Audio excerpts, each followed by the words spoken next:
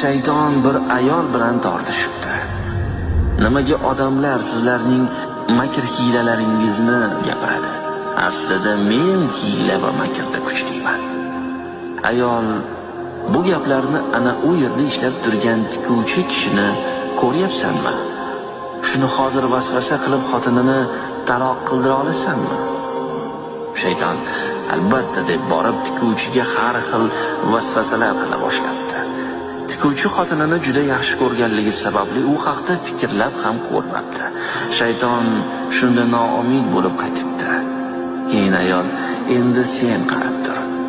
Ayol borib tikuvchiga debdi, menga eng chiroyli matodan bir narsa tikib bering. O'g'lim sevishganiga sovg'a qilmoqchi.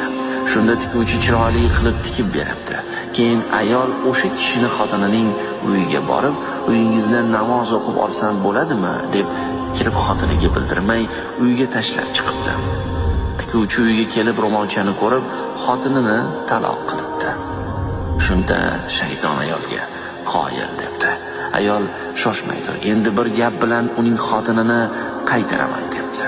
Shayton bo'lishi mumkin emas.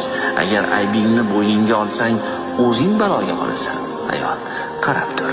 So'ngra ayol tikuvchiga borib debdi, menga kecha tikib bergan ro'molchani o'zidan yana qilib bering. Kecha bir bechora xotinnikida namoz o'qib, esimdan chiqibdi. Qaytishga uyaldim.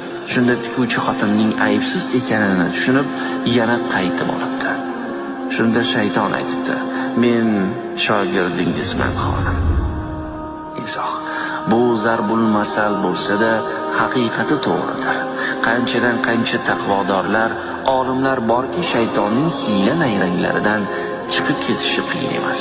Lekin ayol kishining makridan juda oz inson chiqa oladi. Erkaklar ayollar makridan ehtiyot bo'lsinlar.